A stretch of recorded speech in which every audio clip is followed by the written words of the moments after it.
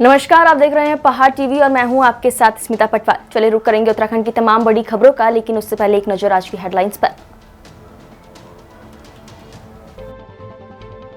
Paper leak मामले में CBI जांच की मांग को लेकर उत्तराखंड बेरोजगार संगठन ने किया सचिवालय कूच। त्रिवेंद्र सिंह रावत ने दिल्ली में जेपी नड्डा से की मुलाकात, 1 घंटे हुई बातचीत। पेपर लीक मामले में राज्य आंदोलनकारी मोहन चंद शर्मा ने सरकार पर साधा निशाना, दोषियों के खिलाफ सीबीआई जांच की मांग।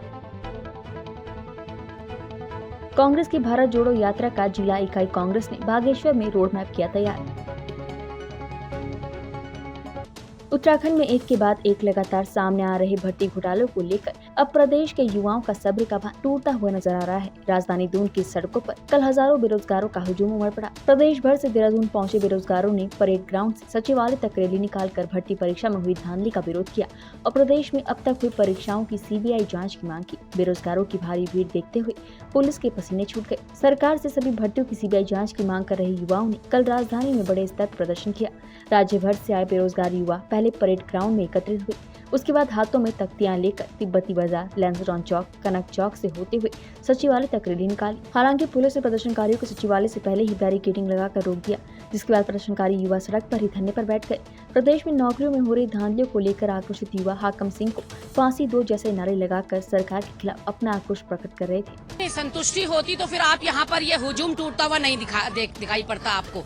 हमारे बड़े बूढ़े कह गए हैं, जिस ओर जवानी चलती है उस ओर जमाना चलता है। और आप देख रहे हैं कि जवानी जो है उमड़ उमड़ कर धामी सरकार के विरुद्ध यहाँ पर जिस तरह से एक हुजूम उमड़ा हुआ है, एक सैलाब आया हुआ है युवाओं का, ये केवल एक बानगी है। एक बार किसानों ने सरकार को घुटने पे लाने का काम कर दिया, अब बारी युवाओं की है। युवा सचेत हो चुका है, एक होप खो चुका है। कहीं ना कहीं भारतीय जनता पार्टी की जो सरकार यहाँ पर है वो होप नहीं दे पा रही है युवाओं को। एक आशा तो कम से कम इनको बधे कि इनके साथ अन्याय होगा।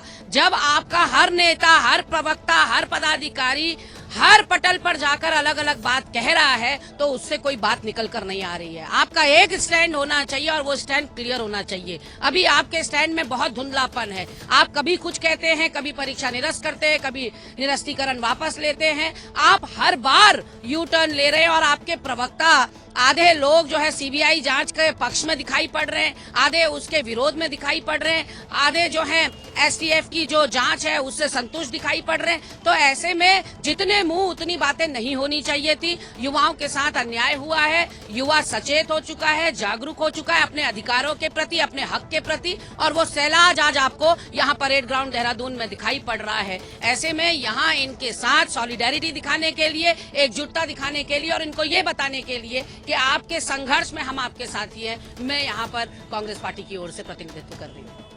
यूके पेपर लीक मामले को लेकर राज्य आंदोलनकारी मोहन चंद शर्मा ने प्रदेश सरकार पर निशाना साधते हुए कहा कि यूके पेपर लीक मामले में सरकार के मंत्री भी फंसे हुए हैं। मंत्रियों के छोटू भाई के अलावा अन्य लोग भी फंसे हैं। ये इनका भ्रष्टाचार का माध्यम है।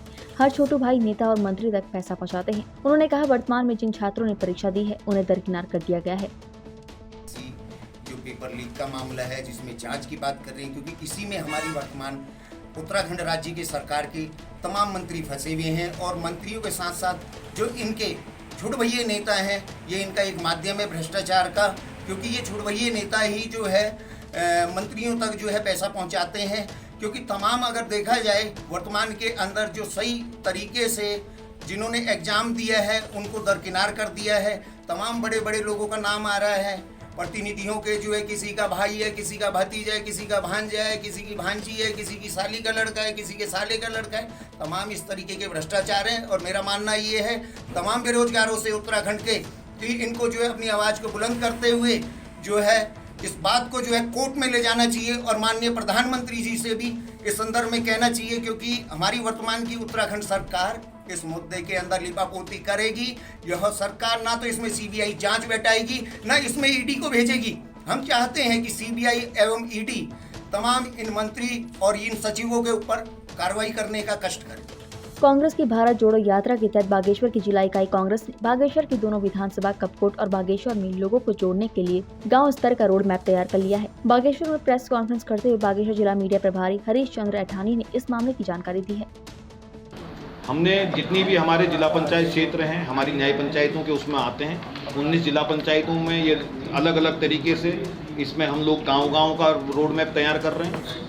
गरुड़ नगर पंचायत जो बननी है, कौसानी नगर पंचायत का जो खाका तैयार हो रहा है वो अलग से ले रहे हैं, कपकोट नगर पंचायत अलग से ले रहे हैं और बागेश्वर नगर पालिका अलग से ले रहे हैं। तो लगभग 22 से 23 क्षेत्रों में ये यात्रा अलग अलग ग्राम सभाओं में रोस्टर हमारा अभी तैयार। जिस समय तक उनको कांग्रेस की ज़रूरत थी तब तक वो कांग्रेस में थे।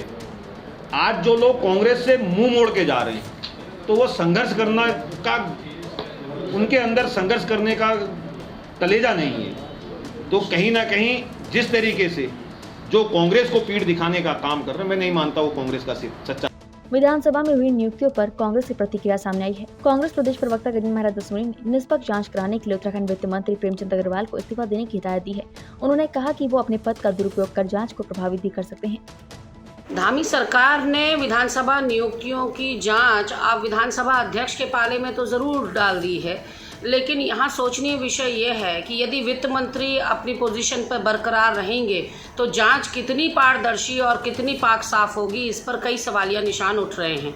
ऐसे में ज़रूरी है कि वित्त मंत्री अपने पद से इस्तीफा दें, तभी एक निष्पक्ष जांच की अपेक्षा की जा सकती है, वरना अपने पद का रसूख का दुरुपयोग करते हुए वो जांच को प्रभावित भी कर सकते हैं। ये हमारी आशंका है।